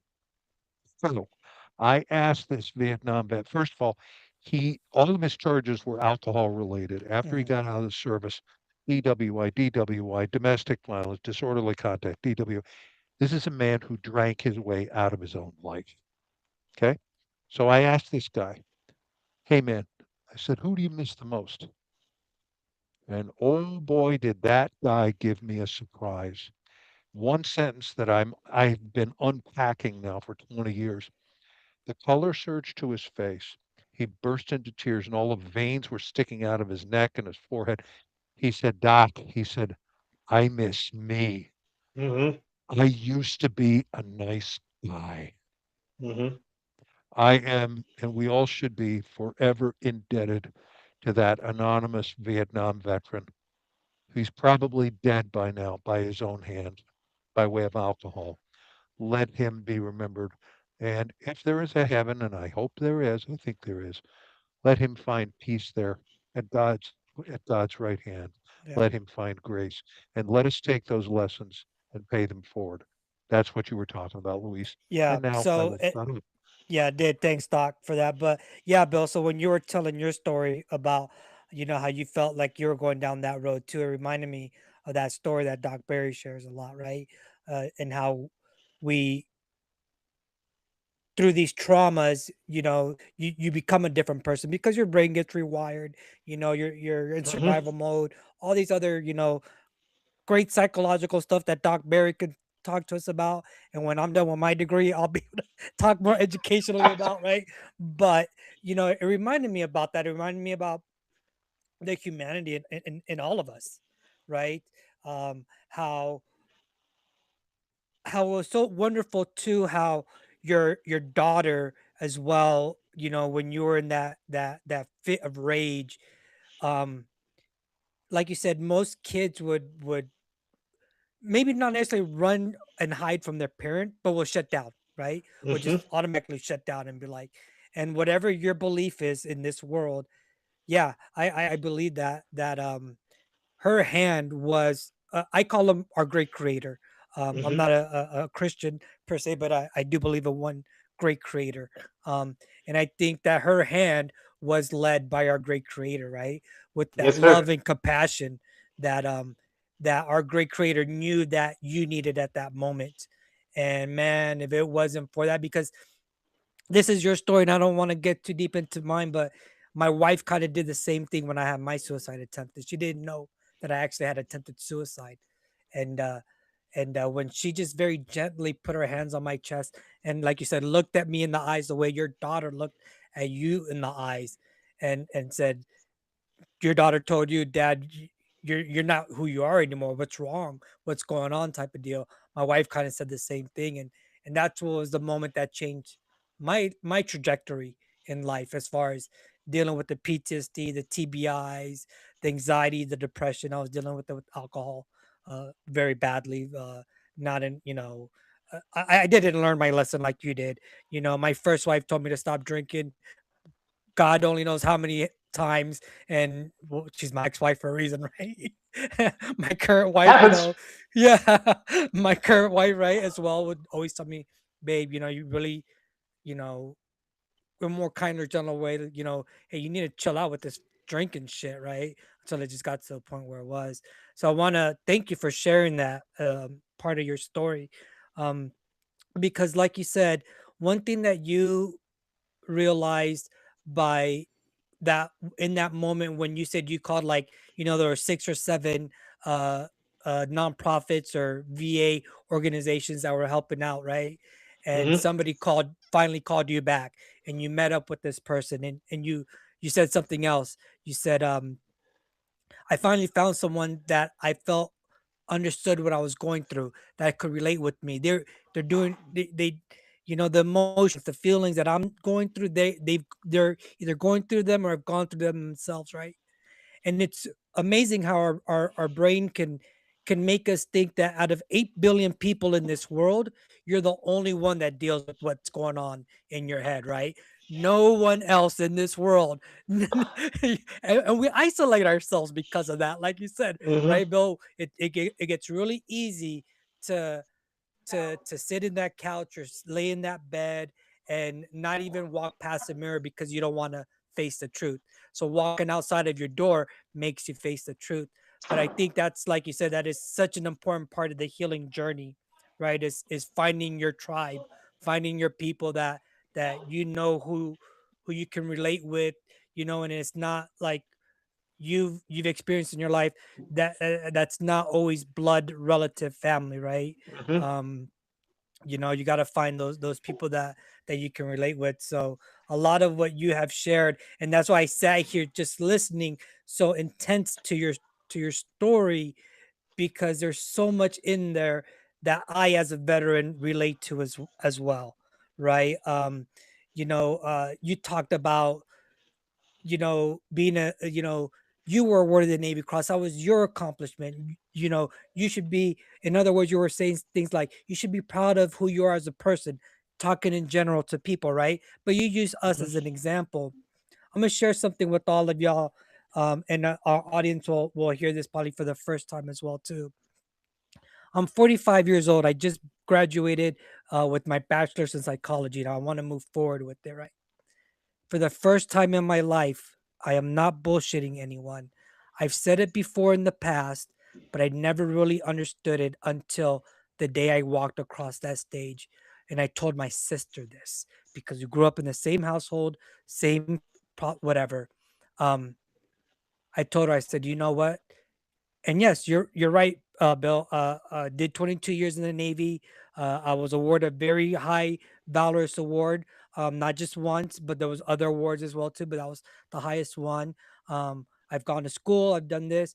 For the first time in my life, I looked at my sister and I said, "Is this what feeling proud feels like?" She's like, "Well, what do you mean?" And I told her, and I said, "This is the first time I've ever felt like, wow, like I fucking did this." And she goes, bro, she goes, because you did. She goes, no one can take that away from you. She goes, that diploma that you have now, she goes, you're the only one that knows how much hard work you had to put in into getting that. Yes. And I'm not saying I'm not proud of my Navy service, not at all. And I'm not saying I'm not proud, or I wouldn't say proud, but I'm not honored to be a Navy Cross recipient. But after 45 years to have this feeling, because I never was taught how to be proud of an accomplishment. I was always taught of, okay, you accomplished this, but look at where you fucked it up along the way. It could have been done better. You know what I mean? So thank you for See, sharing your story, Bill, no, because no. you're So, right. Doc, Go ahead. well, the thing I'm gonna. Sorry, I don't mean to cut you off. No, I, you're good, I, brother. I am happy and so proud of you for. I mean, you took the 12-year approach to get your degree. I mean, I did the same thing. It took me 8 years to get my degree. Okay, and so obviously I was doing it in between different wars and different things, but it took me 8 years to get my degree. And the idea of that, how much work more, that degree means so much more to you than it does to the kid who goes to Oklahoma State and gets a grant and mommy and daddy pay for it. You know what I'm saying? Because you suffered, you did the extra work, you did all that. And that is such a great accomplishment. And I mean, I I am so proud of you. I mean, that is wonderful. I don't like talking about medals for myself because what I did my job. That's the way I Right. feel Yeah. like it. Yes. I feel I did my job. I signed up to be infantry, and Right. that is to take care of the bad guys so that the bad guys don't attack my kids. That's the way I look at it. And if I hadn't done my job, I'm just an average soldier. I'm just an average sergeant. I'm better at training and helping people than I was in the military sometimes, I feel like. You know, but I think the thing is the more that we talk and like we talk about, we're finding our people. That is such a great light. That is such a great accomplishment, and I'm so glad you found that. I'm so glad that you're cutting back on your drinking. I'm so glad of all that sort of stuff. I hardly drink at all. Once I got on the pain pills and I got off that, I stopped. I did the really stupid thing. Of course, I am insane. I have daughters, and I was joined the Marine Corps, all that sort of stuff. You know, when I talked to my dad the next day, I took all the pain pills, poured them down the sink in the toilet. You know, stuff that didn't fit in there, threw it away the other way. You know, I got rid of it and I went cold turkey. And I probably am not supposed to do that. I know, but you know, I'm dumb and it worked for me. You know, I, I tell people, hey, maybe you ought to do it the other way. I'm not exactly. I had some really bad thoughts during that time, but I did what I needed to do. Um, and you mentioned that there's 8 million people on this planet. Well, I tell people there's 8 million ways or 8 billion ways to do something Mhm. because your experiences, your life, that has trained you in a certain way that you're going to see things a little bit differently than I'm going to see it. Mhm. And you have been through some experiences that I haven't been through, and you're gonna meet and you're gonna help some people who've had similar experiences that you do. That they're gonna hear me and they go, "Oh, what's that fatso know? What's that guy know?" And because I'm not talking from their experience, you know what I'm saying? And so I hope I can't wait to hear later down the road how you got and you're going to be certified doctor and you're going to take care of all that sort of good stuff and how many people you're going to be able to help out. I think that's awesome. Thank you. Thank you. I appreciate that. Yes, sir. Doc, I you got think something? Doc Bear, he was just giving the thumbs up, but All right. Hey, I don't mean to be rude, but I've got to put a little boy to bed. How are we doing? Are we okay on time? yeah, no, we Did we actually go over? nope, we actually have about 7 minutes usually. We go. Okay. I don't. Are you in California now, Bill? Or No, sir. I'm in Texas. oh, okay. So So yeah, it's a great story. So when I married so I got a job offer to go from California to Texas. I was already out of the military. I was already out of the Marines. I was already out of the Army and everything like that. And I got an opportunity to come out here, and I was dating my wife now at the time, and she goes, "Well, I'll come with you if I'm Mrs. Hanson." So I was like, "Okay, I can take care of that. That's not going to be a problem." And uh, so we came out here. We found a house that we liked. I asked her to marry me. We flew back, and then we were like, okay, let's kind of plan this whole thing out, this move, and everything we're going to be doing. So we go up to Lake Tahoe for the weekend. And I'm sorry, but you know, if you're with your fiance at a cabin in Lake Tahoe, you're not going to be watching the news. You know what I'm saying? right. Just keep it real. You're gonna be sitting down doing planning and then going back to bed. So we come back and there's not a lick of toilet paper anywhere. And there's no everyone's talking about locking down and this whole COVID thing and what is that? And literally we got locked down. And so we ended up having a Zoom wedding. Oh wow. Wow. So we were there, and then there had my daughters, her daughters, a couple of her family members were there, and then we had like 300 people watching on Zoom. So in hindsight, that saved us a lot of money for feeding them, and they sent their gifts right to our house, so we didn't have to pack them. It worked out fine. That's awesome. Yeah, so then we come into Texas, and we don't know a soul, and it's everything's on lockdown. Yeah, I lost my all my social media because I was like, "This is the freaking flu. This is not COVID." But heck, forget all that. That that's all that stuff. And so it was an interesting time. But I mean, I think that's one of the reasons why Guy brought Junior into our life is because we basically had a 6-month honeymoon. Right. A COVID baby. COVID baby, yes sir. That's awesome. But, all right, gentlemen, we'll respect Bill's time and with having to put his little one to bed. We're really big on family here. That's why sometimes you'll see Phoenix walk in here. Like that's why I thought I was muted. I was like, what I do? No So problem. before we close out, gentlemen, Nate, Doc Barry, any last minute thoughts before we sign off, Doc Barry? Now I got plenty for the next time he's on. Amen. Hey, So anyway, more than willing. I'd love to come on. Hey, I'd love. Hey, the way I look at it is, guys like us, we no matter what, we're gonna be friends. We have conversations. We're all trying to help people, and Yeah. you've got to. We're on board for this. So anytime we're going to talk about veterans, anything we're going to do, if you want to talk mental health, if you want to talk family, I love being able to. Obviously, it's really hard to pull things out of me when I start talking. So,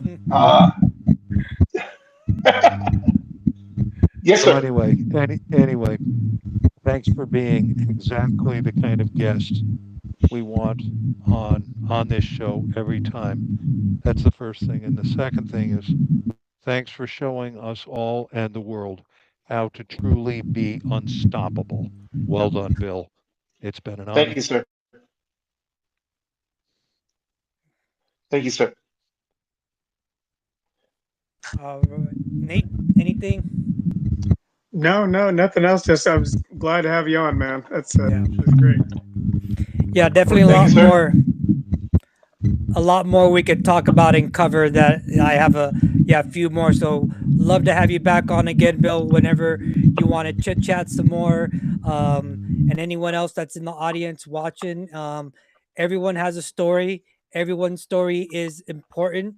Doesn't matter whether you feel like you hear it a lot in the veteran community. Oh, well, I didn't deploy, or I didn't do this, or I didn't do that. Your story is still very much important. You're a human being that has a story that I'm sure you can help somebody else. So please come on board, share your story with us. Bill, once again, thank you so much for sharing your story and opening up as much as you did. So early. Probably the first guest we've had where we asked like 2 questions and that was it, which was wonderful. But we All right. appreciate Hey, it. like I said, you wound up the top. Hey, Yeah, if you ever want to see anything about me, my Instagram's Trainer Big Sarge. It's William Hanson or Bill Hanson on Facebook. I have a LinkedIn profile. I don't have TikTok because I can't stomach it. Uh, I don't go on Twitter because I just get mad at stupidity, and I like having my blood pressure at a normal level. And so, yeah, feel free to friend me, talk to me, whatever. Uh, I would love to have a conversation again with y'all. For me, this is the more we have conversations like this, the more we get this word out, the better off our community is going to be. 100%. And with Semper that Fi, being said, gentlemen. Semper Fi, we will also all the stuff that Bill was talking about. We will have the links on it as well too. So I have your LinkedIn stuff, Bill. I have a couple YouTube videos from the CBS Triumph Games, the Hmm. Wounded, the Battle Back Home series. I have a link for that. And just featured in Faith and Fitness magazine. I have a link for that as well. So I'll make sure we get that posted up so that way anyone needs to find you, they can find you. Yes, Doc Barry, sir. what's up?